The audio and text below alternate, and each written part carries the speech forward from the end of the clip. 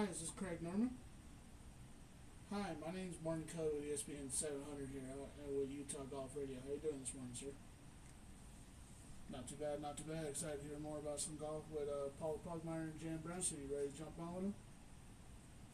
Alrighty then, man. We got about 2.5 minutes until the show starts. Then I'll introduce you, so just hang out for a few minutes, okay? Awesome. Thank you, sir.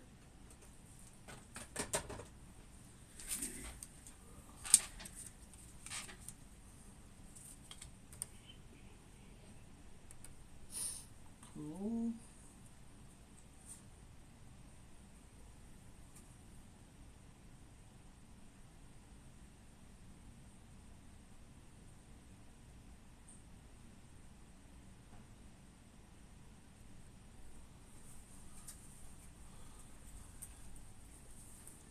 What's up? Can I see Yeah, what we're seeing? Okay, and it's got the top of my chair. Yep. If you want to just dip it maybe just like a little slightly down so I can get you in the full mic. Okay, that's a good yeah. point. Jan's Jan's good. She has it right at the top. It's as best as you're going to get with say that. it Yeah, it's as best you're going to get with that corner. doesn't totally suck. No. Okay. We can do it during a commercial break if she's got a few minutes. If she wanted to put a smaller one below the television, she could. But that's as best as I think you guys can get that. Oh, so, all right.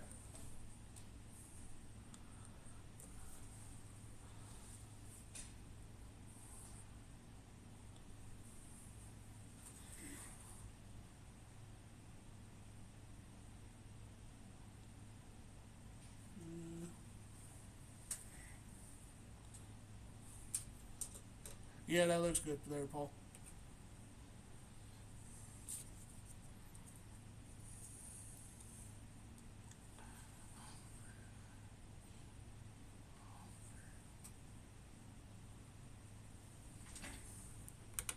Running Utes basketball action. Can they get the win that is so needed against Arizona State? Talking about all of it on Monday and the top performers from the NFL Scouting Combine. 11 to 2 on Monday on ESPN 700 and 92.1 FM, The Sean O'Connell Show.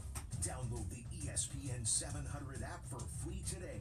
You're tuned to KALL North Salt Lake KXRK HD3, ESPN 700 and 92.1 FM.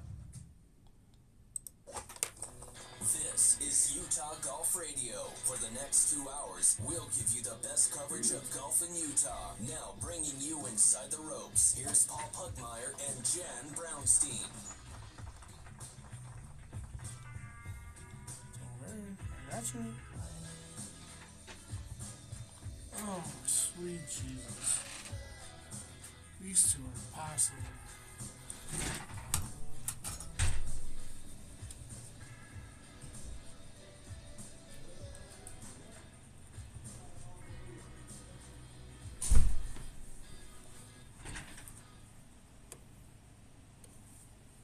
Good morning.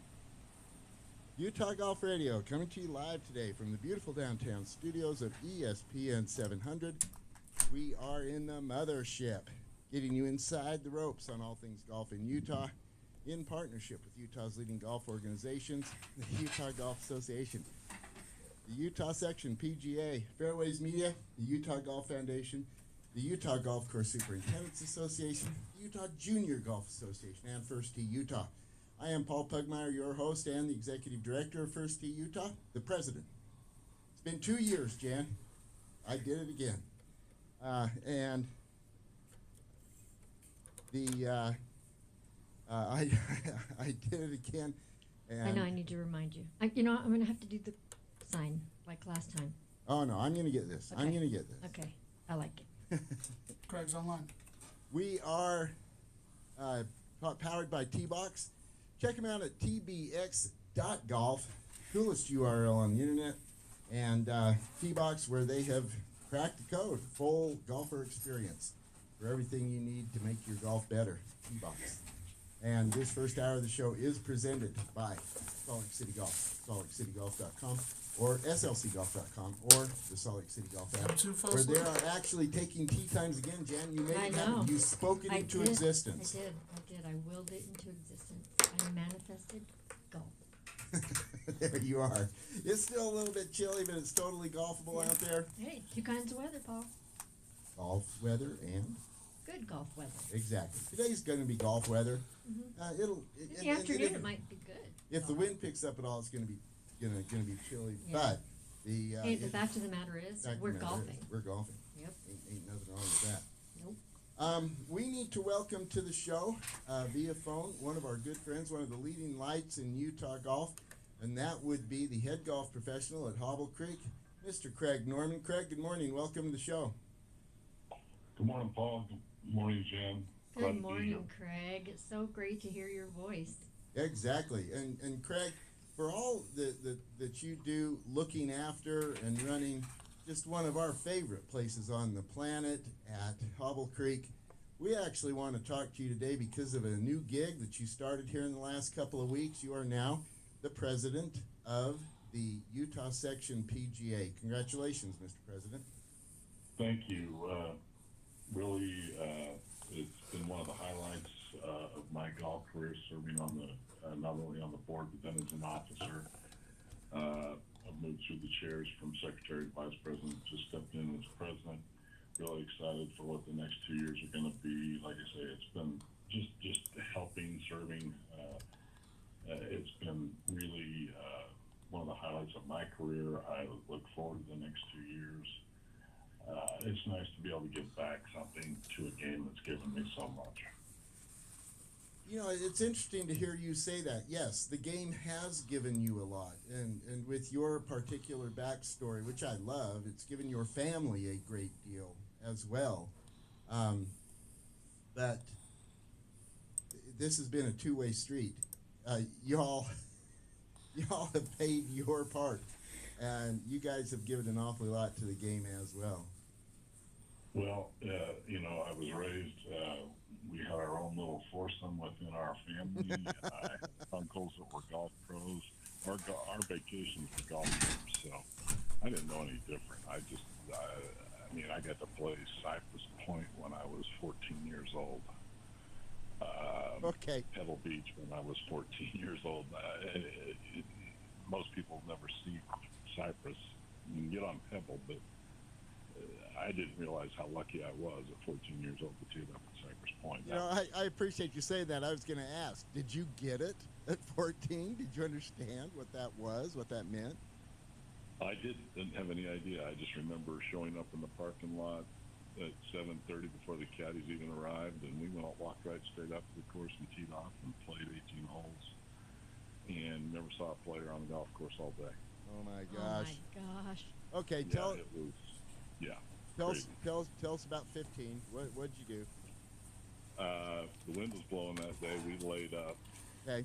over to the left, and then we yeah. stood there with my uncle and my mom and dad and ripped drivers at it. And not one of us got a ball over that day. That's how hard the wind was blowing. You know. It was fun. Oh yeah, sounds like fun to me. I loved it. It was. This memory for him is just like yesterday. He'll never forget it. Oh, It yeah. just, I mean, No. you never forget something like that. I'll No. never forget that. Yeah. No, I I'd love be it. I'd be packing that around with me all the time. I might be going, be in some stand-up reception, some party. You're meeting people. I'd say, "Hi, my name's Paul. I played Cypress." Yep, I would do that too. A lot of fun. That's I played cool. Cypress when I was 14, but Well, I was hey. 14. Yeah, I played. Yeah. I played Cypress. All right, let's go to work here. Okay. You are, of course, now the president of the Utah section.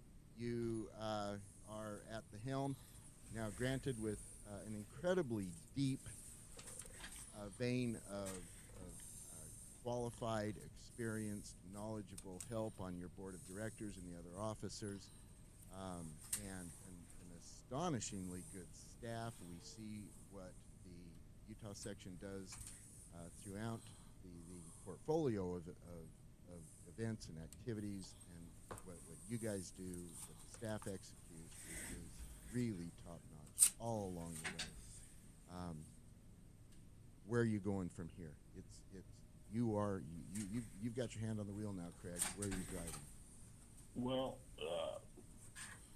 I'm glad you highlighted our staff, first of all. we've got probably one of the best section staffs in the entire United States. No doubt.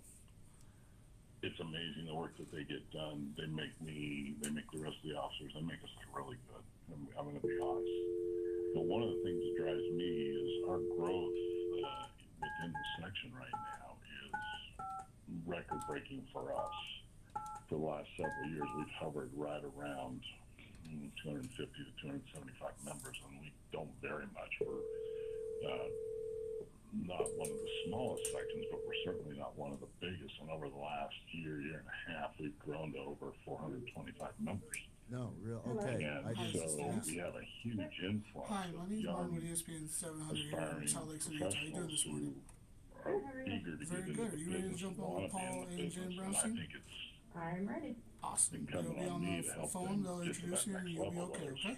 I mean, you want to call it mentoring, you want Thank to you. call it whatever, but we got to make sure that this next generation of golf professionals makes it through the program, and we're preparing them to take over the jobs that are going to come available, because there's a lot This is of online. older members within the section and nationally that there's going to be a lot of jobs opening up, and just with the demands of golf, there's a lot of jobs, and we're still struggling to get guys to fill them all. So that's my big push. At least what I want to do is making sure that we're giving them every opportunity to get the best training There's really no. experience we can give them. That makes total sense to me. I don't want this to be about me and what I'm doing, but I will say that we are working hard at First Tee to fill coach positions, and it's largely the same pool of people.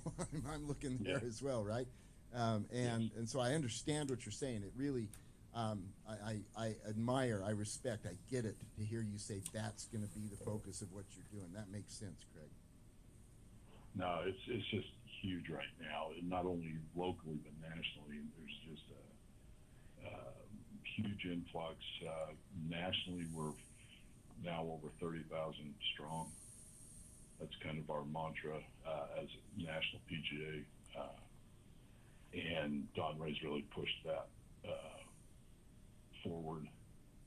And it's just there again, it's our job to train that next generation and make sure they're ready and prepared. So then that's where my focus is. I mean, I like I say, this game has given me much. I want to give some back, and however I can do that, that's my goal. Well, it does kind of make me laugh a little bit. Hear you say, however you can do that.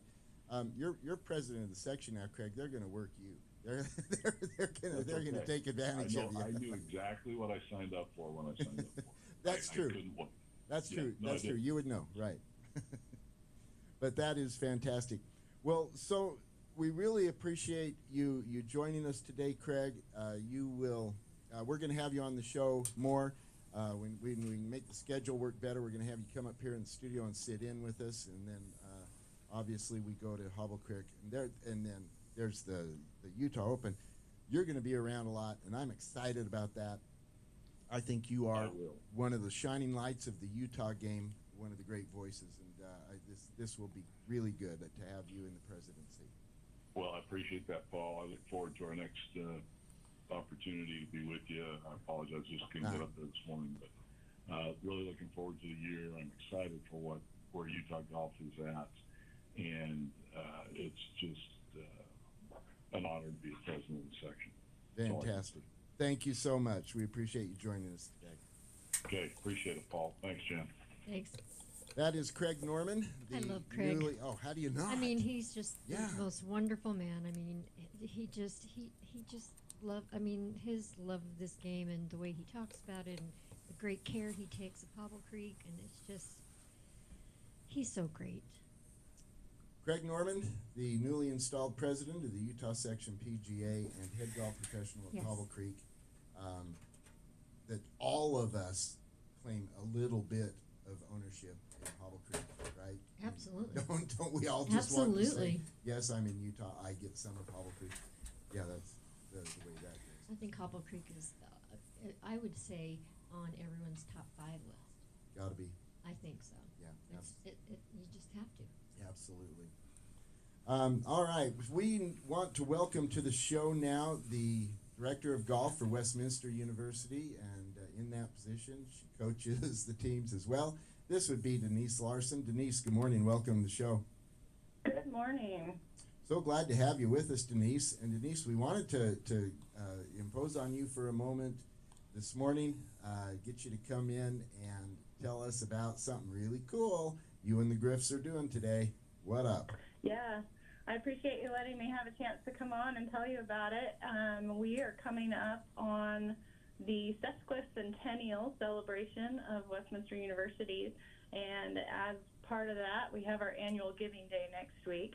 We're going to kick that off today, and we have been lucky enough to partner with Christian over at Golf Around, and also Kip and Melody up at Toads Fun Zone up north and at Mulligan's Creekside.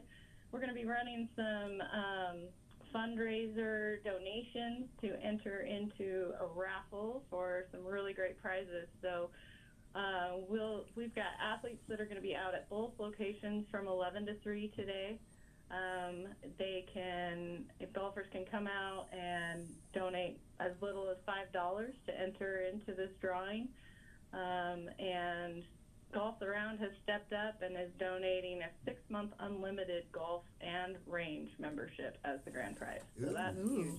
That is. Oh, okay. Are we eligible to play? Yeah, come on over. Well, you're eligible to yeah. I mean, you get eligibility by handing them some dollars. Oh, It- I it- guess I it's a should have said. simple- I guess I should have said, "Can I win?" It's a And simple then Paul would say, "No, qualification. Jan, you probably won't win." I don't know, Jan. As much money as you want to put in, that gives you even better chances. So I think you got it. I Get like more it. more shots at it. Absolutely. What? Tell us about the hole you're setting up, and this is on the Top Tracer machine that they have there at Golf Around, which is really cool, folks. If you haven't been down to Golf Around to play on their Top Tracer, you got to do it. Combination of launch monitor and the ability to see the full flight of the ball. It's a really cool thing. It is. It's a great facility, and I know that I will have a couple guys in one of the Top Tracer bays looking to, challenge anybody who thinks they might be able to outdrive them or hit it close to the pin. We'll have like a long putt set up on the putting green where you have the opportunity to try and make it and win a Skinny's golf ball mark if you make it, So just a lot of fun things and really just engaging the public and bringing awareness to Westminster golf and what we're trying to do as the only D2 in the state. Yeah. So, obviously, the golf team, like all the other intercollegiate athletic teams, it is a program of the university, which means, of Correct. course, it has university funding. So, why is it you need to go be doing this? Well, that's a great question, and it's just kind of a nervous time for Division II athletics. It shouldn't be that way, but with the rising costs for travel and, golf courses are busy, so we got to pay our greens fees and we got to cover the range balls that we need to practice, and tournament entry fees have gone up.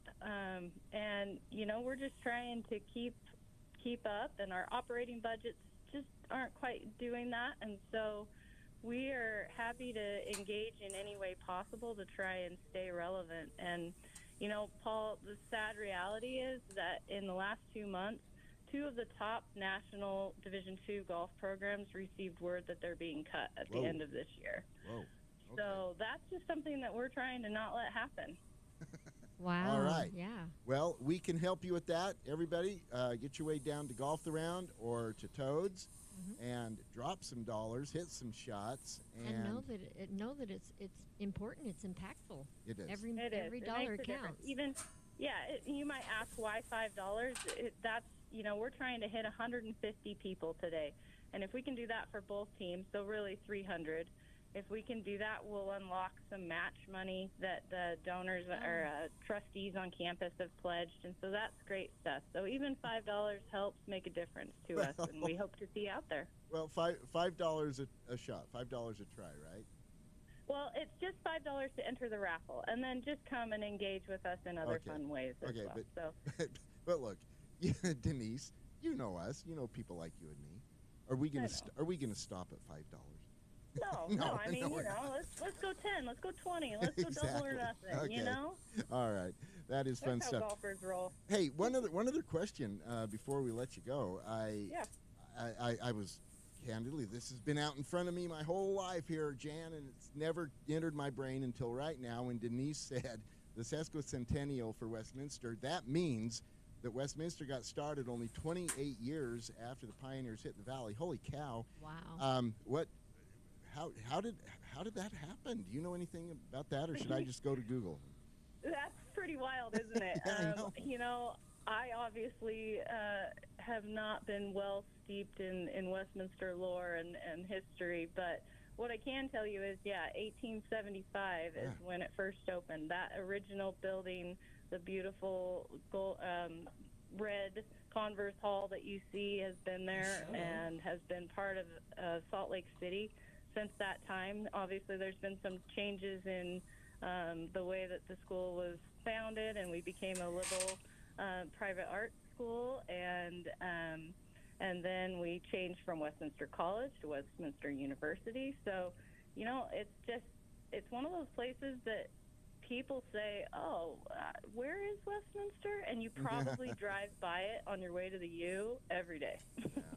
Well, it's a beautiful campus and a great institution in our community, in our state. I just hadn't really keyed in on the fact of how old it is. That is really impressive. Good stuff. Yeah, it is. And like I said, we got some great prizes. So we've got those prizes from Golf the Round. We will be giving away, included in a Westminster prize pack, a dozen of our logo Titleist Pro V1s. So that's a big get. We've got Toads has kicked in some Travis Matthews gear. We've got Callaway has given us an Odyssey A1 putter. Just a lot of support from the community, and we'd love to see everybody out there today. Fantastic. All right. Love it. Thank you so much. We appreciate you joining us today.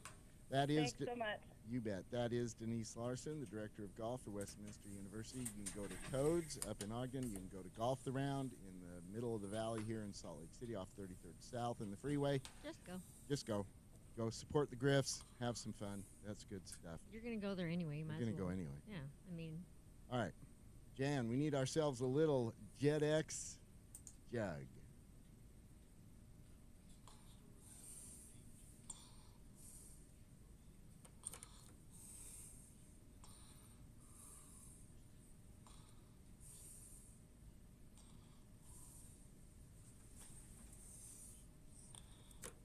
Nice hot. The Jet X Jug, brought to us by our good friends at First Utah Bank. Check them out, firstutahbank.com. That's where we bank at First Tee. We know from our own experience how good they are to us. First Utah Bank. Jan, the Jet X Jug, our backdoor fantasy game we play here at Utah Golf Radio, where we are identifying the 3 players who will barely make the top 100, barely keep their tour cards going into next year. We're looking for the Bubble Boys. You get a point for each position they finish up to and including number 100, but from 101 and beyond, what do you get? Absolutely nothing. Nothing, not a nil. So, after the Mexico Open at Vedanta World, gosh, Jan, there you are.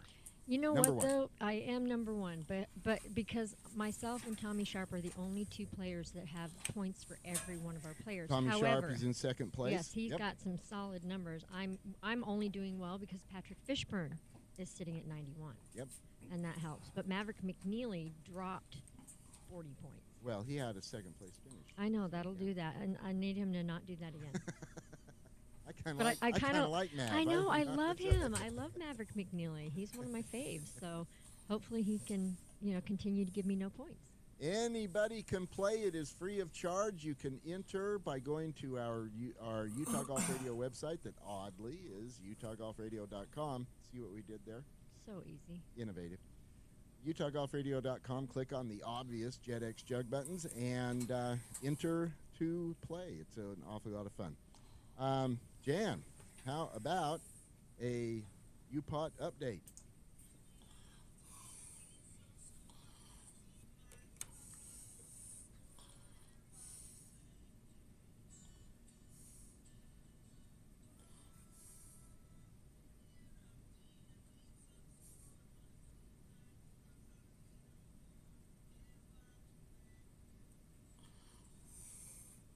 The UPod update brought to us by our good friends at Scott Golf.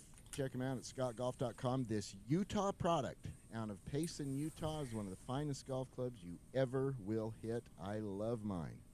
scottgolf.com. Jan, UPod update.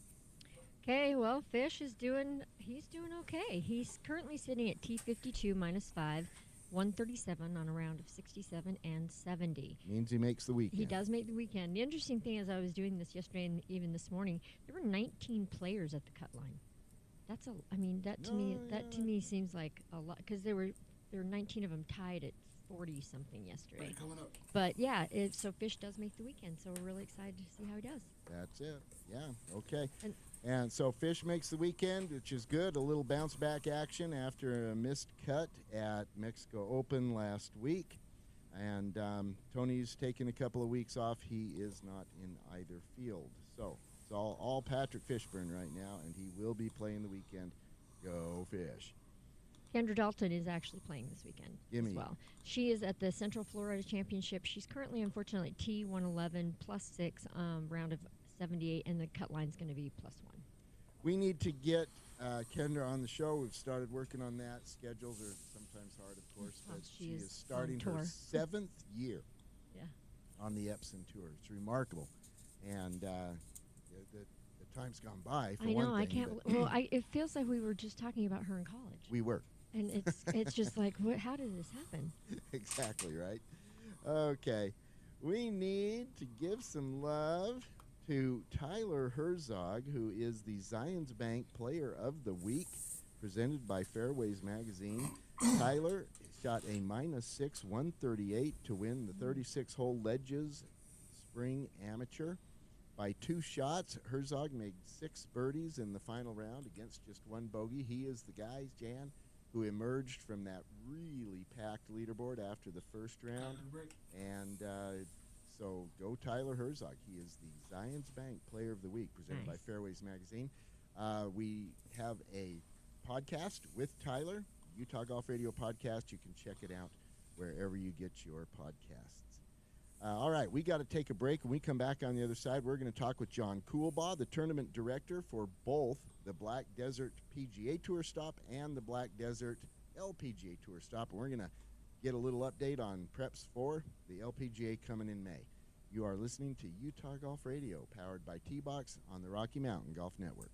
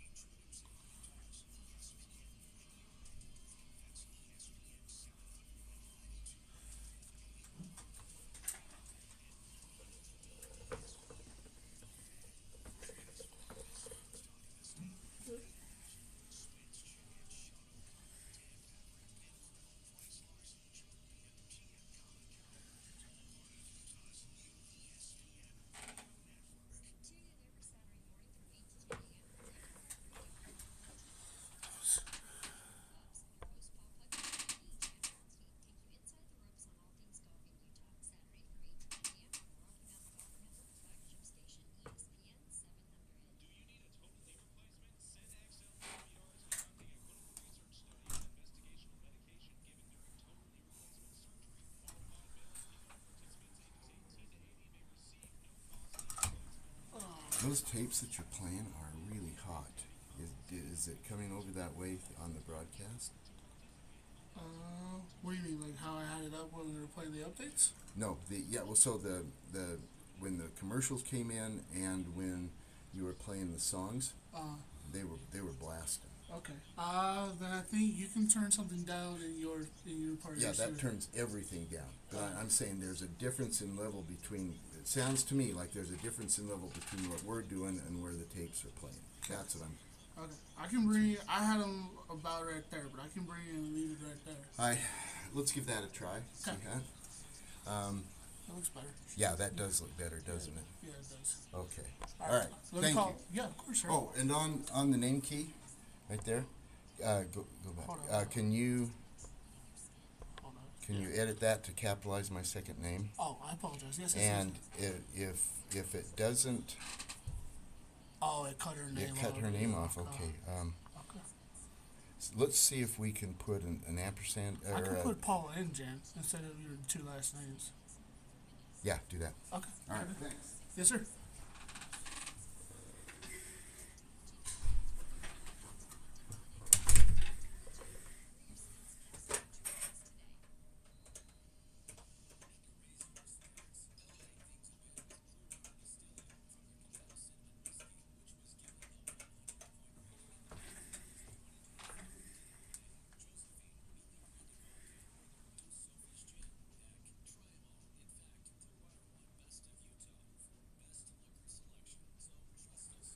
Hi, John. My name's Martin Covey, ESPN 700 for Utah Golf Radio. How are you doing this morning, sir? Not too bad, not too bad. You ready to jump on Paul and Jan this morning?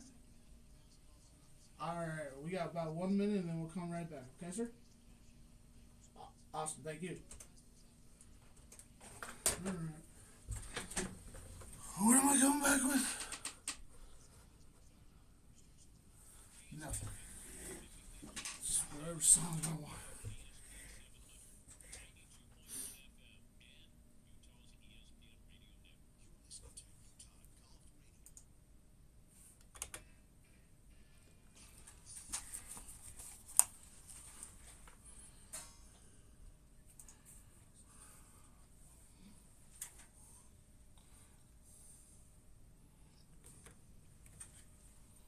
Mike's hot.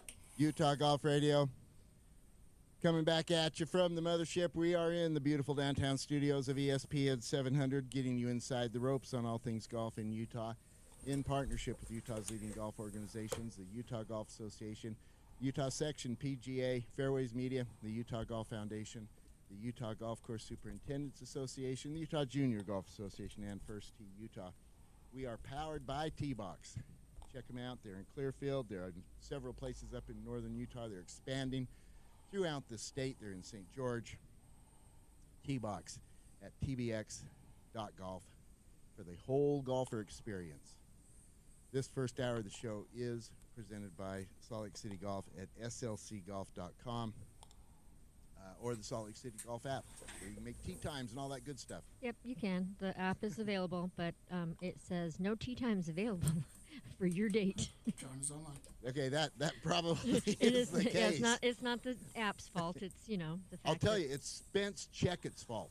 Why? What did he do? I talked to him yesterday. He's playing Nibley today. He has the tee time at Nibley that you and I want. It's bummer. Spence's fault. Let's blame him.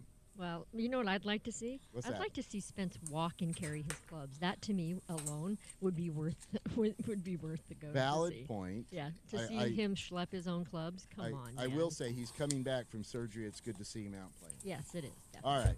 We are joined now by John Coolbaugh, the tournament director at both the Black Desert PGA Tour Stop and the upcoming LPGA event at Black Desert. John Coolbaugh, good morning. Welcome to the show. Good morning. Good morning. Thank you for having me. So glad to talk with you, John. First of all, you and I have talked about this, but it just remains one of the more amazing things in my world that you are tournament director for running two tournaments from two different tours each year. Holy cow! You sleep? You're stressing me out. No, the good news is we have a tremendous team around. So it's not just me. I'm representative of upwards of 20 of our teammates that work year round, and then we add into that mix of 20 about 800 volunteers that help us with the LPGA and 1,200 that help us with the PGA. So it takes a big team effort to get these things up off the ground. Okay, that is a completely legit response, and I get it. I know a lot of the people whom you refer to. You're right. You do have a great team.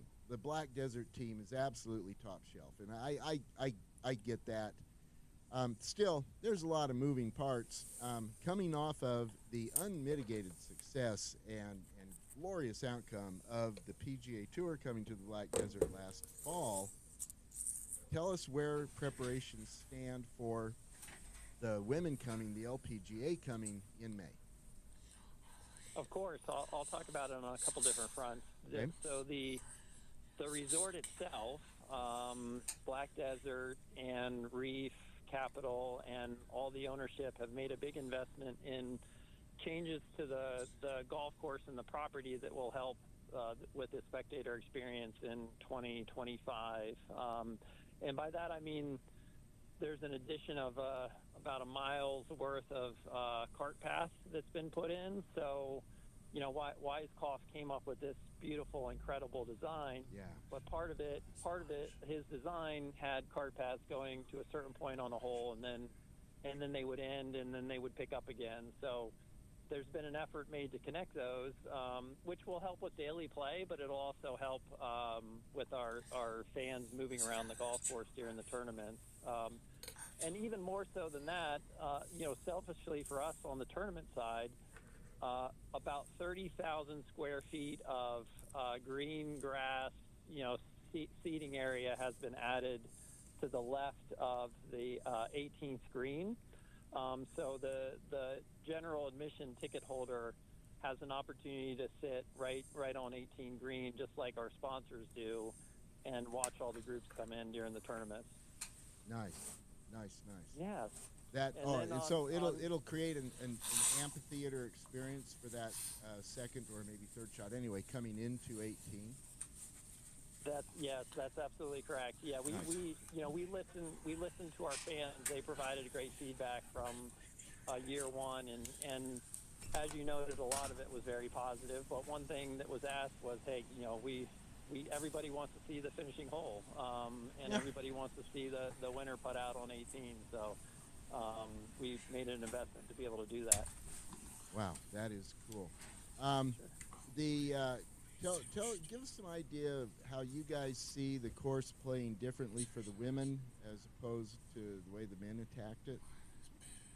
Of course. So I'll start with the yardage. The men played the golf course at about 7,300 yards in that ballpark. The women athletes will play about 6,600, 6,700. So that changes the look of some of these holes. The tee to green look of some of these holes will be different for them. The women athletes also hit the ball a lot straighter. So the men who are bouncing their balls off of the beautiful black basalt here and there, we won't see that as much with the women athletes. They'll keep the ball in the fairway and make a bunch of putts, and I'm quite sure shoot some amazing scores out here. That length of the golf course also helps with some of the tees for the men. If you remember, they had to tee off across the road in a few different locations. Yeah. So and that caused some crosswalk challenges. So you won't have to worry about that on the LPGA side. They'll be on the appropriate side of the road for each of those holes. So that's nice. Very good. All right.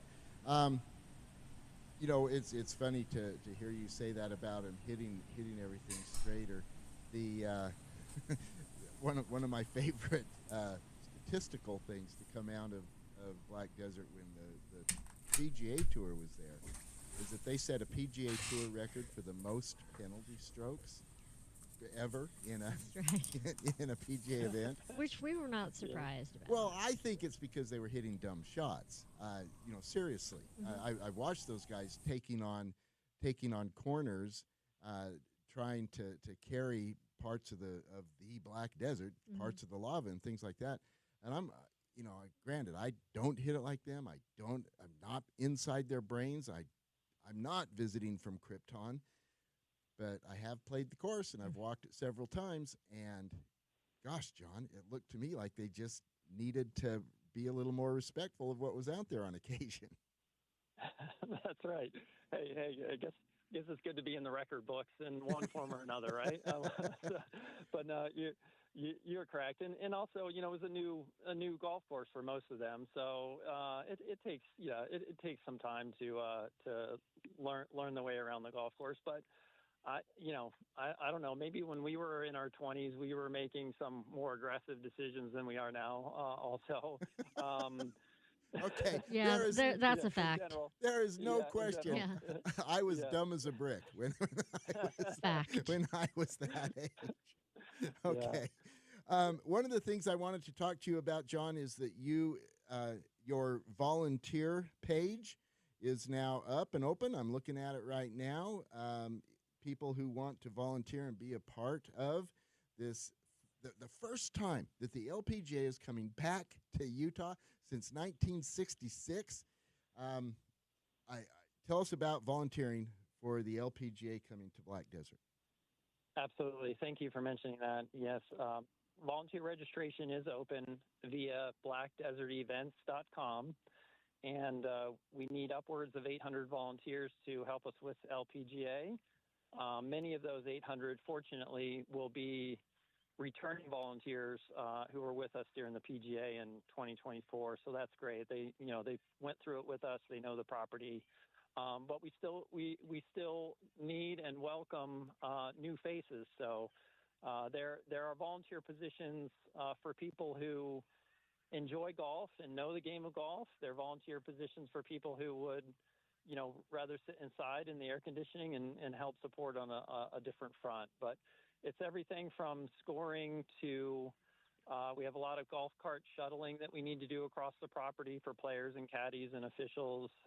There are administrative volunteer committees, I'll put it that way, supporting some of these teams like the volunteer force and the scoring force. So please, if you have time, join us in late April, early May on our volunteer team. It is a nice experience. So, other than the fact that we desperately need the volunteers in order to make the event successful, it's a fun way to experience the tournament. You get an inside look at everything. You get an inside the ropes look at everything. And then when you're not supporting us, you can use your volunteer credential to go out and enjoy the golf. And you get cool swag too, right? Exactly. That's right. Yes. We try to make sure our volunteers look and feel good while they're out there working. There you go. Okay. I volunteered, and I have a friend that volunteers, and it is a really incredible experience to volunteer at an event like this. Again, the inside the ropes access, the buzz, the excitement. It's just a lot of fun, and as a volunteer, you just feel like you're part of something big. Yeah, well, you are. Yeah. Yeah, that is real cool. I'm amazed at how many volunteers that we get that do 8, 9, 10 other tournaments across the country. That's just kind of part of what they've decided to do is their routine. Not only giving back, but they enjoy it so much that they, it's like it's kind of a vacation / supporting these different events across the country. So we're always happy to see that. Paul. Well, yeah. When we retire, we'll just volunteer. We'll just go around and volunteer at all the different Just tournaments around. like follow the tour. Yeah, follow the tour. That is cool. 800. Holy cow. I don't doubt you'll get them. I mean, goodness, I I think you had so many last year, and it's such a wonderful thing. You have so many returning because they had such a great experience. Yeah, absolutely. Yes, I agree. And this community is very supportive. Very, very, very supportive. So many places that I've been with other tournaments, we have to really work hard to get the volunteers needed to support. This community is very different in that realm. Utahns are supportive of not just events, but community engagement experiences. So happy to see that. Yeah, this is something we're good at. One other thing real quick, John, before we cut you loose, and we've talked about this before, but I want to talk about it again. Tell us again what you're doing to make sure that this field with the LPGA is a stacked, thick, rich field. You're bringing the very best players in the world here. Tell us how you're doing that. Yes, of course. Thanks for bringing that up. We will. I'm looking at the leaderboard right now, the HSBC, which is currently happening. Like all of those players on the leaderboard will be here with us. Most, if not all of the, top 100, couple exceptions here and there will be with us. So for the LPGA, this will definitely have a major championship feel when it comes to the field. And in a way that we're helping these athletes with that is that with a partnership with SkyWest, the athletes will fly from the Chevron Championship in Houston into our St. George Airport, thanks to Black Desert and thanks to SkyWest. And then also thanks to Black Desert, they will receive accommodations at the resort. So they'll fly in, they'll stay with us, they'll compete, and then they'll take away great memories of the area. And I'm quite sure look forward to coming back in 26. That is so cool. Let me It's so first class. It is. It's so first totally class. First class. Okay, I just can't resist, John. Let me go over some of these names that you just referred to in group. Lydia Ko, Charlie Hold, Gino Titicule, Minji Lee, Alim Kim, Gabby Lopez, Hannah Green, Yalimi No. Cannot wait to see these women play golf. Cannot wait. And it's, I mean, how international is the LPGA? I know, yeah. right? Isn't that cool? You know, this really, thanks to Greater Zion Convention and Visitor Bureau and all the amazing things we have in this area, this is a very, international destination. But I think this only adds to that. So as we're, as these people are watching the broadcast in Korea and Australia and New Zealand, I hope they're getting a sense that they want to come here and visit with us in the future. No doubt. All right. That is so cool. John, thank you so much for joining us this morning. We're going to be calling again. We are so looking forward to the LPGA coming to Black Desert in May. It's so cool. And folks, go to blackdesertevents.com. blackdesertevents.com. The links there are obvious. Click on volunteer and get signed up now. It's going to be fun. I appreciate you. Thank you so much. Absolutely. Thank you, John. That is John Coolbajan, the tournament director for both the LPGA event and the PGA event at Black Desert. Hands full? Hands full. Just a little bit. All right. We got to take a break. When we come back on the other side, we're going to do ourselves little things and stuff. You are listening to Utah Golf Radio, powered by T-Box on the Rocky Mountain Golf Network.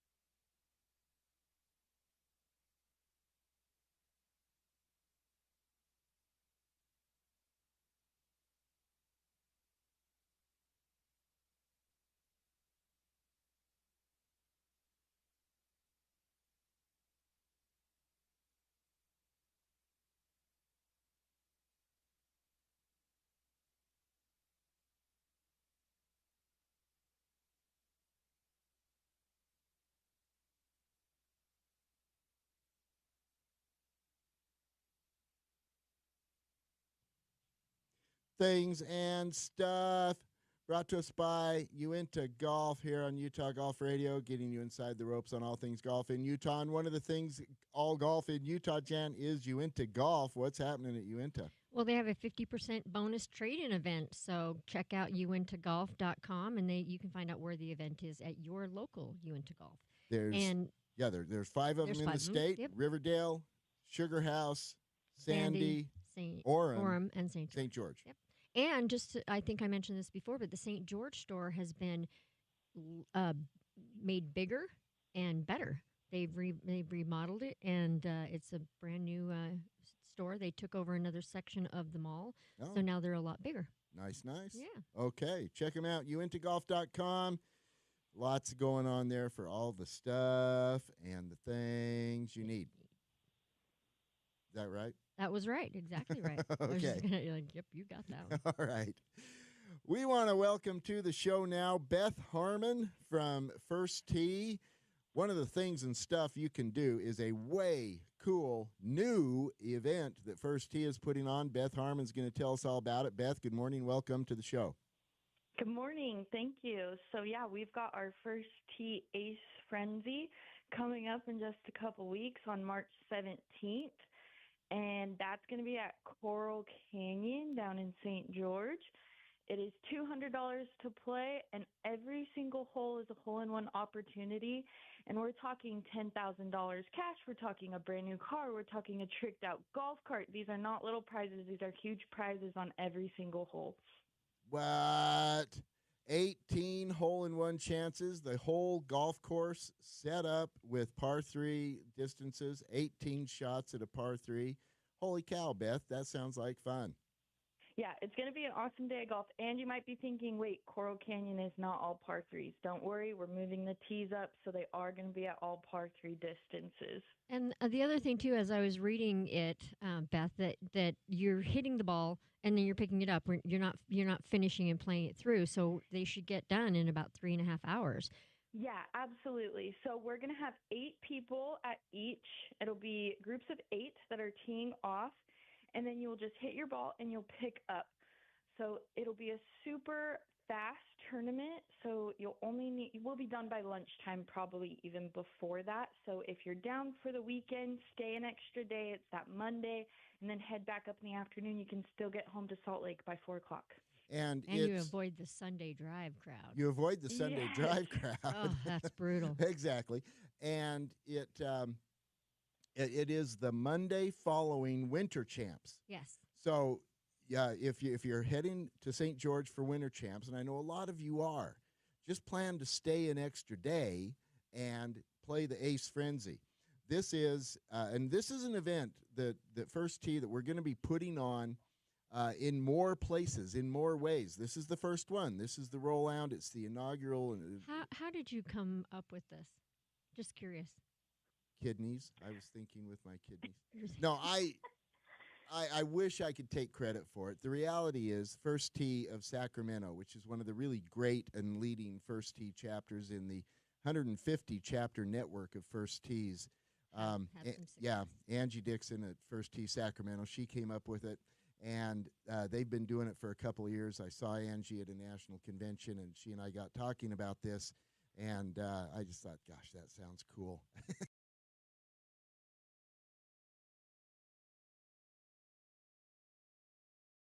Monday after Winter Champs at Coral Canyon, right there hard on the freeway, guys, really easy on and off on your way home. And as Jan says, you can avoid the stupid Sunday drive. Mm-hmm. And you can wear green because it's St. Patrick's Day. Yeah. Yeah. Okay. Does the golf course count? Can I wear the golf course? Yeah, there you go. So much fun. Oh my goodness. I can't wait. I'm going down to You're play. signed up. I'm signed Yeah. up. Yep, we're going to go play because you don't get 18 opportunities. It's just going to be fun. At a hole in one. Yeah, You just just going to be don't. fun. Slap it, see if you knock it in the hole. If you don't pick it up, go on to the next hole and try again. What happens if it goes in? Well, you win a big prize. I And there's know. and Beth, talk more about the prizes. With there will be a different prize on each hole, but go over some of the prizes, Beth. Yeah, I so heard we've got $10,000 is all I heard. yeah, and it's not just one hole. There's a couple holes with $10,000, Oh and my then we've goodness. got a brand new car at $50,000. That's our highest prize we've got, and then we've got a drift boat. We've got a side by side. We've got a oh my goodness, there's so many good ones. A A cruise, tricked out golf Alaskan cart. cruise. Yes, a tricked out golf cart from LVL, huge sponsors. Thank you so much to them. And we've got all the fun things. We got lots of trips: Disneyland, Alaskan cruise, a Mexico trip. So you got 3 different trip opportunities there. And then just some fun toys, a Rolex watch on one of the holes. So Whoa. it'll be fun. Fun indeed. Where do people sign up for it? Yeah, so go to firstutah.org and click on Ace Frenzy. It's pretty straightforward there. Firstutah.org. There's a blue bar across the top of the page there, Jan. And oddly, if you want to get information about and sign up for Ace Frenzy, you click on where it says Ace Frenzy. See what we did there? I don't know. You just make things so easy. Okay. It's Ace Frenzy at firstutah.org. This is going to be an awfully lot of fun. It is Monday, March 17th at Coral Canyon. 18 hole-in-one shots with cool prizes on every single hole. The Ace Frenzy benefits the kids at First Tee. All proceeds go to benefit First Tee kids. And something you got to do. Ain't that right, Beth?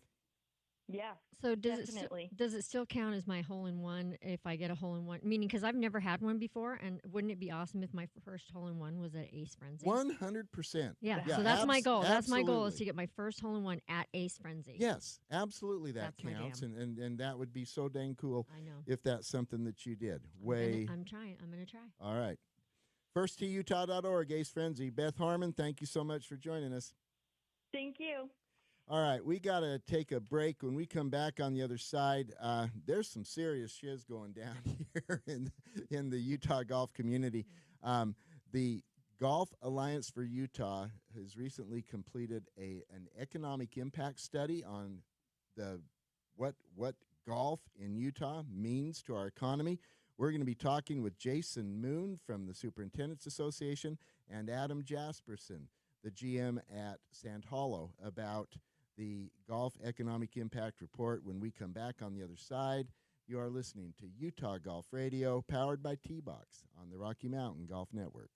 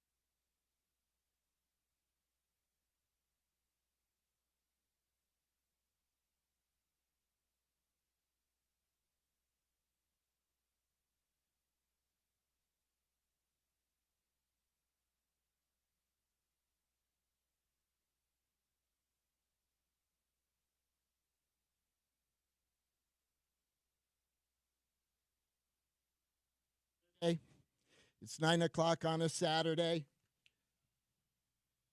This is Utah Golf Radio, getting you inside the ropes on all things golf in Utah, in partnership with Utah's leading golf organizations, the Utah Golf Association, the Utah Section PGA, Fairways Media, the Utah Golf Foundation, the Utah Golf Course Superintendents Association, the Utah Junior Golf Association, and First Tee Utah.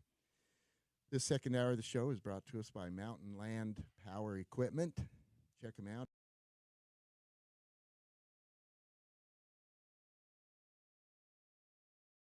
When it comes to these tools, and you got to check them out, Mountain Land Power Equipment.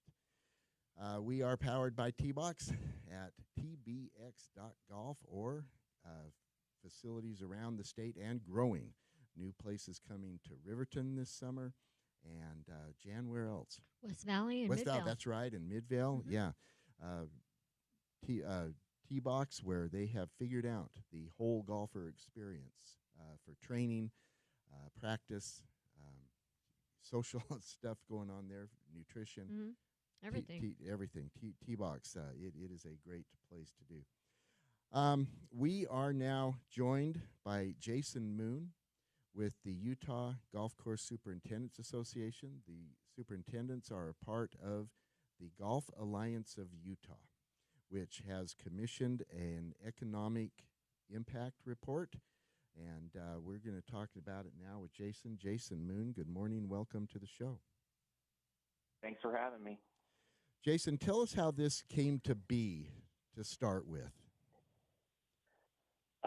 We've had done several economic reports in the past. We just felt it was time to update it. And as golf has grown over the last 10 years,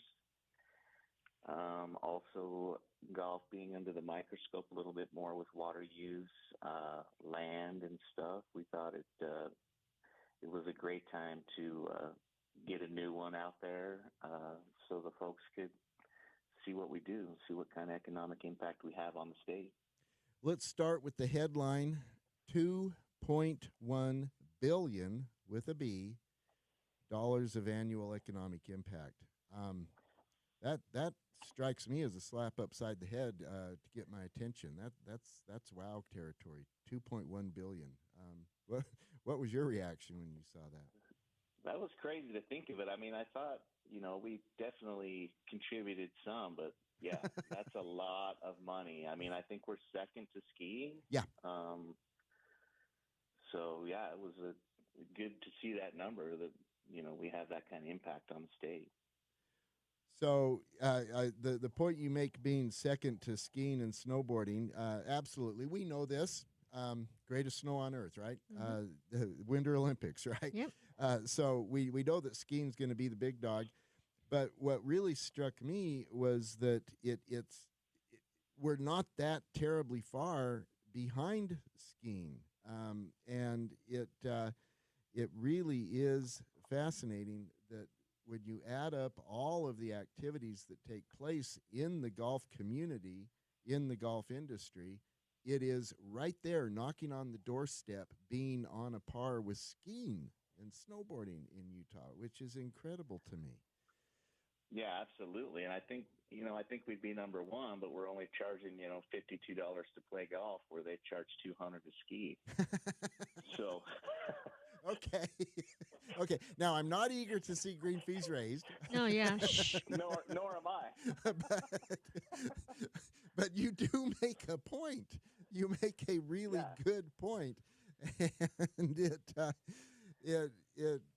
okay, so there's that. But it's a lot more than green fees, Jason. It is talk about some of the inputs that go into coming up with this incredibly big number of $2.1 billion. So many. I mean, obviously, facility. On our resort courses, hotel fees, Top Golf and driving range play a huge part of that.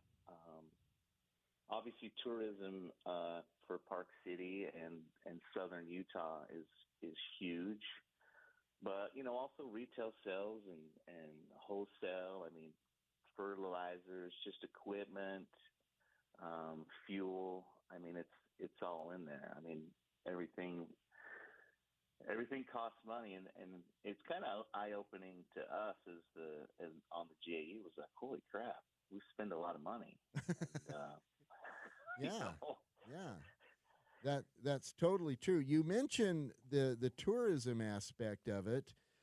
We are joined now by Adam Jasperson, who is the GM of Sand Hollow Resort, and let's bring Adam in. Adam, good morning. Welcome to the show. Good morning, Paul. Thanks for having me on today. I appreciate it. Absolutely. We're so glad you could join us because who knows more about the day-to-day impact of a resort course, a destination course, than Sand Hollow. You as the GM, we know, of course, that Sand Hollow is on, you probably have a count. I don't. A lot. Several lists of best courses in the United States, best places you can play, courses you've got to go see. And so you get an awfully lot of these people who come to Utah to play golf. They go into Sand Hollow. Talk to us about your experience and the economic impact you see there. It's, I don't have a specific count. That's not something I've ever thought about or thought of counting up. But, we're very humbled by the number of lists that we are recognized on, that recognize the great golf in this entire country and specifically in the state of Utah. We're very fortunate to be in a part of the country that has such beautiful topography. Yeah. And Utah golf is making its mark on the map. We continually hear from people that just never thought of Utah as being a place that they would visit to golf, but we are seeing, we're seeing that people come in droves, and they're coming from not just around the country, but overseas as well. And it's been a lot of fun to be a part of that in the last decade and a half, and to see the effort that's being put behind the marketing dollars and the other facilities in Utah to try to draw that traffic and to make people's experience memorable and unique. I've had the great fun and privilege of being to your facilities a lot. I hang out a little bit at Sand Hollow. One of the things that has really struck me, and more so over the past few years, is the number of different languages you hear in the grill and pro shop area. We just people milling around. You hear people speaking different languages, and I love that. Do you track much about where your people are coming from? Sure. Yeah, we when the information's available to us, we like to know where our customers are coming from so that we can best utilize our marketing dollars to go after those different areas and elements. We had somebody comment just yesterday, actually, as they walked through the parking lot, the number of different license plates. We had a large group that came from Wisconsin, Michigan, Ohio, Indiana, Georgia, Alabama. I don't know if I'll remember them all, but it was a group of about 28 guys, and I don't think very many of them were from the same states. They were from all over. They were just short of 60 years old, and they were college friends. They continue to have a golf group every year, and for this year, they chose to come to Utah. That is so cool. That is awesome. And when groups like this come, as we darn well know, and this shows up in the report, because as Jason, as you were mentioning, the report measures all the different spending that takes place. But when a group comes, yes, they're buying green fees at Sand Hollow. They're probably buying some Sand Hollow swag to take back and make their friends jealous. But the spending reaches so much farther than that, all the other ways that they're spending. Talk about that, please, Adam, because you know what your customers are doing. How else are they spending money while they're here? Well, they have to travel here. So they're either buying airfare, which supports our airports. They're buying rental cars. They're buying gas. They're eating. They're attending. They're visiting multiple restaurants. They're playing other golf courses. They're entertaining in other ways. As Jason mentioned, you still have groups that will go to Topgolf or Big Shots in southern Utah. They'll catch movies. They'll go to shows and theaters. They shop while they're here, not just at the golf courses, but other places. So there's a big draw that pulls in that economic impact total number of what kind of commerce they participate in when they're in our state. And that's what makes golf so wonderful, is golf is what gets them here. But while they're here, they'll spend 3-4 days, 5 days here, and they're spending spending their dollars in multiple areas and supporting a lot of our communities. I'm looking at the executive summary of the economic impact report. As I mentioned, $2.1 billion of total economic impact. Just real quick, the way that breaks out, this is impressive to me as well. 2/3 of it, 70%, is direct, and then indirect or induced is 30%. That's a high percentage of direct spending.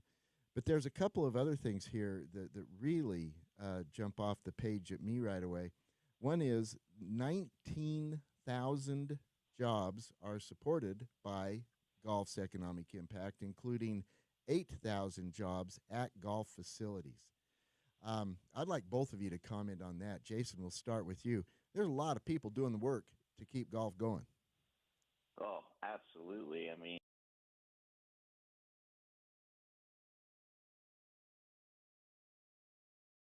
we add more people. I've got friends that have 30 people on their staff just in the maintenance department. So you can imagine the Social Security taxes they're paying there. It's crazy. You've got a bunch of folks on your staff at Sand Hollow, Adam. We do. We're right about 250 is about what we keep on an annual average. Wow. And that I'm glad you brought that up, Paul, because of all the numbers that were collected in this study, the number of jobs at 19,000, that was the one that I was most impressed with, and that's certainly the one that I like to see, that we're a sustainable business and an industry in Utah, and it's growing, which I love to see the growth. And as I mentioned, the effort that's been made to draw attention to Utah and all the great golf courses we have, that supports our local communities. And, I love to see the facilities grow with their human resources component and create new professionals. It creates sustainability in the households. It's just there's so many levels that golf has been supportive to our facilities and communities. It's great to see the recognition. Jan, you're looking at this executive summary. What jumps off the page to you? Well, you nailed it already. The 19,000 jobs is just incredible. And then because there are so many people who rely on this industry to make a living. Yeah, absolutely. And serve those of us who go play golf. Exactly. Yeah, and I do want to digress here for just a quick minute, folks. Go thank a superintendent when you're on a golf course. I do every time I play. If I see someone on the grounds crew, I absolutely will say thank you. Thank you for this. And replace your divots and fix your ball marks. Okay, I'm obsessive about that, but Jason, you guys, you're mentioning the size of the crew that some of these facilities have. And it's needed to get the job done. But we do want to take a quick moment, Jason, and call out and thank you and your colleague superintendents and all of your crews, all of your staffs for making our golf courses playable for us. Thank you. We call you the golf fairies, though, because at night we don't know what happens. But we leave the golf course, we come back the next day, and everything is perfect, and we don't even know how that happened. Well, we know. We know Jason's out there working. Yes, he makes it so that it doesn't. It just seems like it's magic. That is cool. Yeah, that's our job. Another thing that's pretty interesting to me about this report, Jason, at the top of the segment, you said that you guys have done this before and you figured it was time for a refresh. Yes and yes. But the trend, it is absolutely trending up and becoming more and more significant. Jason, I'd like you to talk about that, and then Adam, I'd like to hear from you about the trends you're seeing as an operator of a destination facility. So, Jason, talk about the trend of the economic impact rising. We just thought, golf is certainly under the microscope a lot more with water use. So, a lot of us were like, we better do an economic impact just to show people that it's just not, we're just not wasting water. We're taking care of people, communities. We have over 18,000 acres of open space, not only for people to use as recreation, but I mean, sustainable habitats and the green spaces that we provide are essential to life. Try to maintain air quality. As we have all gotten older and in the industry, I think our environmental stewardship has also grown. I mean, a lot of us are trying to figure out better ways to take care of golf without using harsh chemicals, just to make it a better place, a more healthy place for people to enjoy, 4 to 5 hours of their day. Absolutely. What kind of trends are you seeing at Sand Hollow, Adam? Well, if I could, I want to just agree with and reiterate what Jason just mentioned. And, I probably spend the majority of my week talking with my managers about how we can increase the experience that our customers have. And the second most important thing that I discuss is with our head professional and superintendent is how we're being good stewards over our natural resources. And as Jason mentioned, we're not wanting to pump harsh chemicals into the ground, and we also want to be very conscious of the water that we're using to keep a good, healthy golf course, but to also be good stewards. So those are important things to us. The biggest trend I've seen is that people are wanting to spend more quality time with friends and family, and they're wanting to do it outdoors. Yeah. And, golf is a great equalizer. You look at the comparison in Utah of golf and skiing, and, I did a little bit of skiing, and I've got friends that'll go ski black diamonds and double black diamonds. That's, I'm on the bunny hill. I'm on the tube slope. So as fun as that sport is, if I went with a group of a dozen friends, we're all going to be on different slopes. Well, that same dozen friends, we can go play golf side by side. Yes. And you're in the same golf carts. You're walking down the same fairways. You're able to talk and interact and create some of those memories together. Parent-child, grandparent-child, friends, spouses, all these people can play hip to hip, and they get to spend uninterrupted 4 or 5 hours with each other. And that's really where relationships are created. And you learn as you get older that relationships are what's important and what are long lasting. Absolutely. Well said. All right. The report has not yet been released publicly. It will be here in the next few weeks. But we wanted to tee it up and get you all looking forward to seeing the whole report and reading it. Jason Moon, Adam Jasperson, thank you so much for your work at Golf Alliance of Utah to make this happen and bring us this information. We really appreciate it. Thank you so much. Paul, thanks for having me on the show this morning. I really do appreciate it. Thank you for all the work that you and Jan do in golf and supporting and advertising us. So thank you. Thank you. Thank you. We love it. All right. That's Jason Moon and Adam Jasperson. Jan, holy cow, these numbers are big. Yeah, they are. I mean, it's just, but Adam said it just right. I mean, that is comparing golf to skiing. I mean, there is that factor that, when you ski, you really are skiing alone. That is a really good point. Yeah, and I appreciate him making it. I love that analogy. Yeah. I mean, and when you play golf, it doesn't matter what skill level you are, you're still with your friends. With your buds. And they're able to encourage you or, give you some guff. Yep. Golf Alliance of Utah commissioned this economic impact report. Keep listening to Utah Golf Radio. Keep watching the social media for the Utah Section PGA and Utah Golf Association.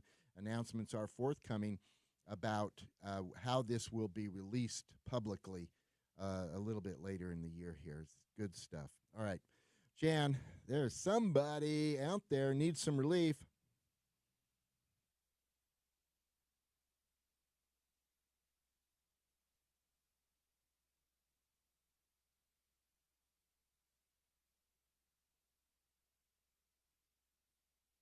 If I need relief, brought to us by Duro Health. Our friends at Duro Health help you swing faster, hit farther, play better, feel better. Go to durohealth.com and learn about, get signed up for their incredible whole body experience and analysis that they do, Jan. It's the golf optimization program. Cool stuff. And I'm doing it, and I must admit, I mean, I absolutely love it. It's a workout. Make no mistake. That's And kind of the I point. didn't realize Yeah. it was going to be a workout, but it has been wonderful. I'm sore, but I'm not in pain. Okay, that's And a good place that's a to big be. thing, yeah. And I'm hitting my ball farther. Bam, there you I mean, go. it is absolutely happening. And it wasn't me that noticed it. It was my friends who I was playing with. They said, "What is going on? You are hitting that way farther than you used to." So, hey. Love making your golf friends jealous. All right. Yeah, I love it. Tell you who needs some relief, and that is the entire field at the Cognizant Championship on the PGA Tour this week. Granted, they're at the Bear Trap, and it's playing a little soft, and the wind was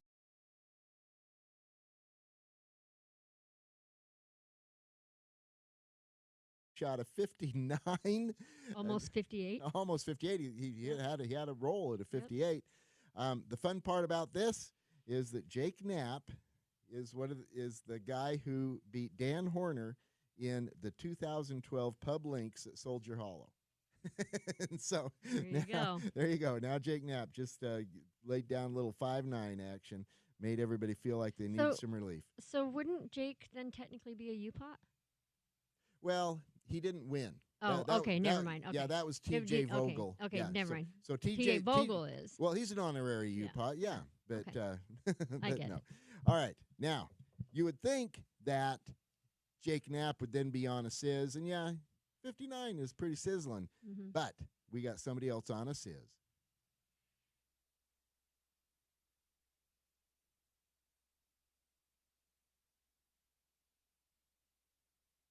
On a Sizz, brought to us by Next Level Golf at Cottonwood Heights. Check them out at nextlevelgolf.com. And I'm saying Tony Finau on a Sizz this week. Did y'all see this on social media? Tony dancing before he hit the shot. Everybody's whining about slow play, and right. I want to say here, please continue to whine. Please continue to play quickly. Yes. But Tony gets up there, and he's got 40 seconds, and he used it because before he hit his tee shot, Tony did himself a little dance. And look, Tone breaks some moves. He puts them down. He did bust a move there. Yeah. He did pretty good. Well, Serena Williams really liked it. So. Yeah, she was digging it. Yeah, she was digging it. That's really cool. Pretty easy to find on social media or on the web. Check it out. Do Tony Finau and then he striped TGL it. dance. And then he striped it. Yeah, he well, just striped it down. Okay. He is Tony Finau. He is Tony Finau. But, I mean, he went from dance move to not even a practice swing. He went dance move, hit the ball. Dance move, hit the ball. Stripe. Okay, that's fun. All right, we got to take a break. When we come back on the other side, we're going to talk with Dustin Volk from Davis County Golf about the history page that they've added, that they've put on the Davis Park Golf Course. If you have missed this, we're going to fix that for you. Dustin Volk, when we come back on the other side, you are listening to Utah Golf Radio, powered by T-Box on the Rocky Mountain Golf Network.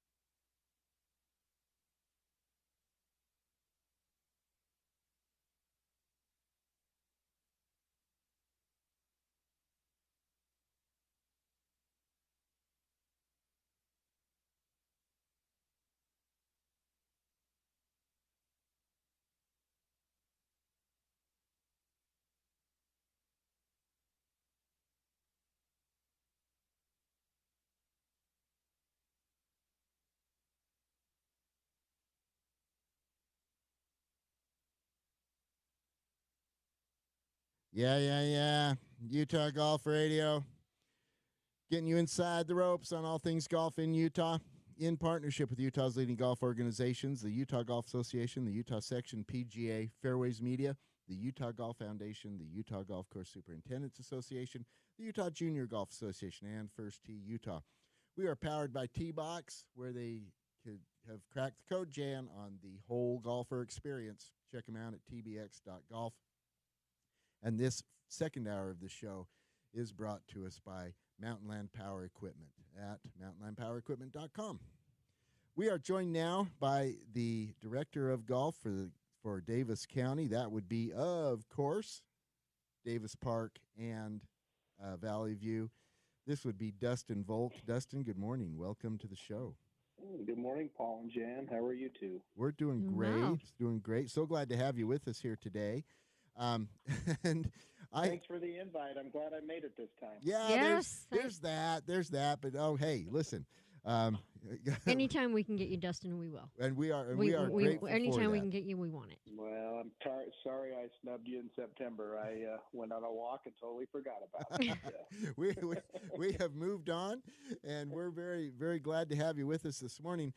Dustin, I want to talk with you about something that you guys are doing on the Davis Park Golf Course website, which is davisparkutah.com. You've got pages there that tell the history of golf at Davis Park, the way this whole thing came together. It is glorious, and it's so cool. Tell us about how it came to be. Let's start with that. Yeah, so kind of back up, you got to thank Randy and Fairways Media. We partnered with them. All the time for that, with right? Them of course. You always got to love them. We partnered with them a few years ago. I think we're now in our third or fourth year.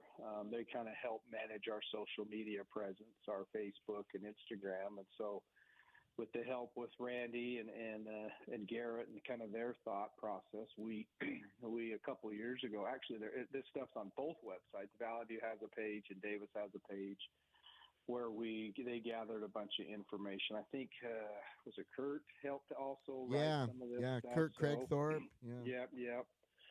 So we just kind of started, they went as back as far as they could. I know they talked about originally with Pierre at Davis starting all of it, rolled over into Valley View and Ken taking over here, and some stories about Brad back at Davis. So it's been fun to kind of see those stories. I think there's tons more that we could clearly write. But it's been a nice little link on the pages so people could kind of read and go back to the beginning. Kind of fun that, they just recognized me for my 30 years last fall with the county. So I've been here half of a lot of the time for most of these courses. So it's kind of interesting for me that I've been here now long enough and go back far enough that a lot of this stuff is still close to home to me. And I know all these people. I work with them all dearly, especially Pierre. I didn't really know him. I'd met him once. I've been in places he was at the very end of his career, but I didn't have that experience. And yet I hear from you and Brad Stone and Zach Johnson and Pete Stone. I hear from everybody. Oh my gosh, Pierre was so incredible. Amazing. Talk to us. He was the most. So he was amazing. I mean, he's the pro's pro. I mean, he kind of goes back from that era of the Tommy Williams and Ernie Schneider and all these great middle of the century golf pros, and he got his foot in the door, I think, working at Ogden Country Club as a caddy, if I remember the stories right. And the county approached him basically wanting, I think at the time there was only Oak Ridge in Davis County, and Hubbard was being built up on the base. And so at the time there was kind of a Parks and Recs department with the county, and they approached Pierre and said, "Hey, we want to hire you to be a golf pro. And oh, hey, by the way, can you build the course too?" Oh, go build a course. Yeah. So if I know the stories correctly, that he hired some migrant workers that came in. I think he had 3 or 4 of them, and I think the 4 or 5 of them built the original back nine at Davis. Wow. So that was the original 9, and it was completed, I think, in like '63, if I'm remembering.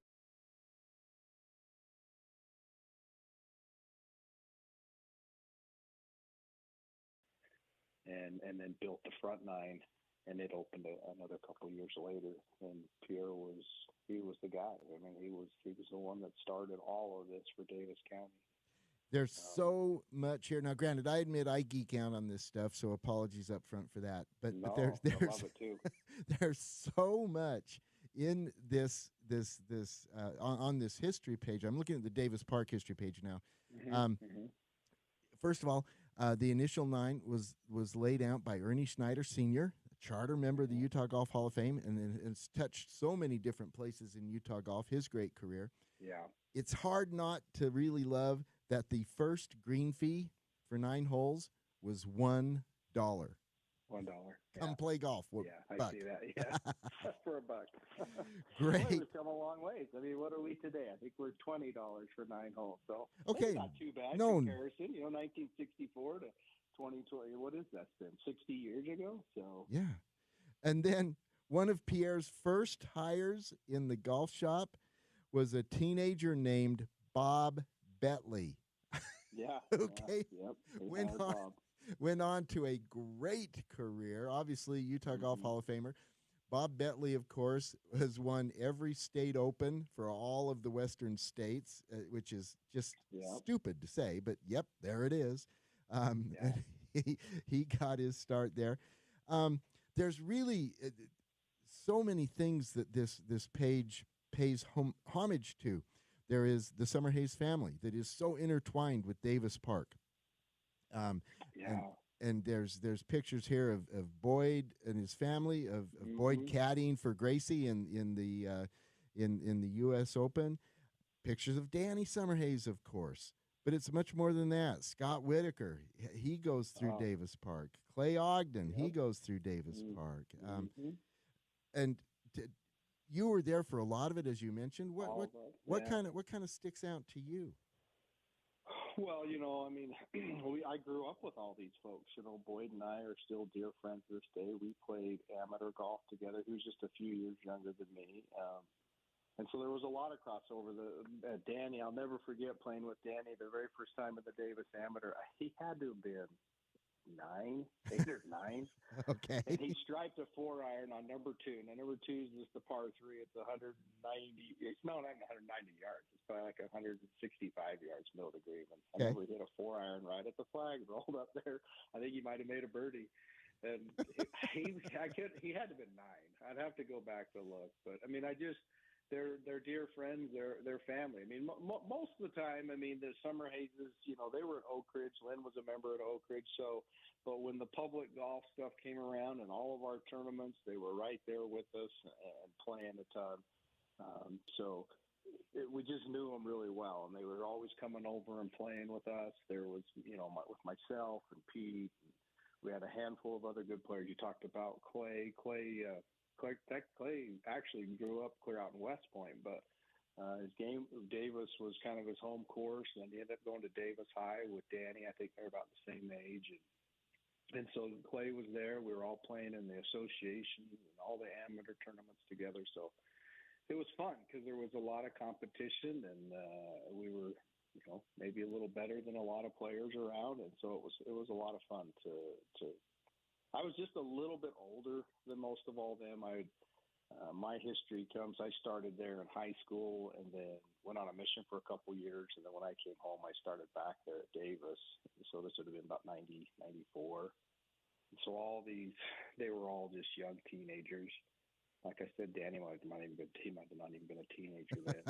And we just, all through the 90s, we just loved it. We golfed together and played together, and it was just fun.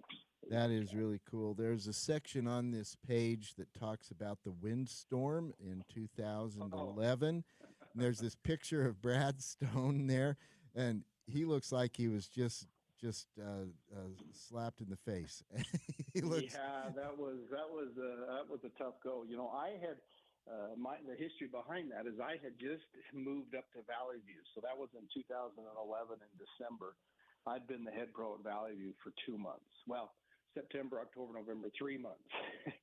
So I had left, and so that was a big to do. You know, what was it? Does it say on here how many trees that they lost? I think it was close to 500. Yeah, that's what it says. Valley 500 Views was like, yeah, and 500, winds I'm of seeing it there. 100 miles an hour. That's hurricane Oh, yeah. stuff. Yeah. Yeah, that was a day that I will never forget. You know, my own personal story with that windstorm was I live close, and so I came over to the course, and it was just getting tore apart. And there was a bus in our parking lot at Valley View, and the door had been ripped off. There was kids in there crying. The bus driver had gotten out and gotten blown over and sprained his ankle, so they would call emergency vehicles over to try to get these kids out of this bus. That was one scary day. Wow. You know, here in East Layton, and Fruit Heights there. What a mess. And that was, you know, weeks, months. And still, it's been 2011, you can kind of still see remnants of where old tree scars were. And it did. It just totally changed the landscape of Davis particularly. I don't think Valley View you noticed it as much. Maybe there was too many trees to begin with. But Davis, it definitely it changed the landscape of Davis, you know, permanently. So it's kind of sad too, because I started working on the ground screw in the early 90s there. So I helped plant a handful of those trees that blew over in 2021. So it was, you know, both courses was very emotional even for me and Brad. You know, you see how he is in that picture. It was a tough time. It was Wow. a tough winter that year. What? I did get a ride in the helicopter. Okay. So Zippy did a big story on all of it, and they flew us around, and we got to fly over the courses and describe the damage, and that was kind of a cool one neat thing with it. So I really admire what Davis County Golf is doing with the websites for both Davis Park and Valley View to record and celebrate this history. Give us the genesis behind that. How did this come to be? Well, I think in conversations with Randy, I know it's probably been now a couple of years ago, we sat down and kind of talked about some things, and I can't remember whose idea it really was. I think it was all of us coming together. It's like, what kind of things would we like to have content? And one of us, it could have been me, probably could have been Randy. It's like, we need to talk both places. And so, you know, that way it's a little bit of genealogy type stuff. You know, it's just not forgotten. And, you know, hopefully this stuff will stay on the website forever. And we could probably, like I said, I'd love to add maybe a little bit to it. There would be a nice section on here. We could talk about old D. Robbins for Davis Park. I mean, any of the old men's club members would know D. And he is, got to give him tons and tons of credit for the associations now at both facilities. I mean, he was one that just championed men's association play, league play at Davis, and when I started to work for him, I mean, we'll work for Brad and work alongside of him, just grew that same love and passion for men's play, and you just knew how valuable that was to a facility, not only financially, but just the overall community well-being of having such healthy men's associations. I think Davis last year hit over 560 members.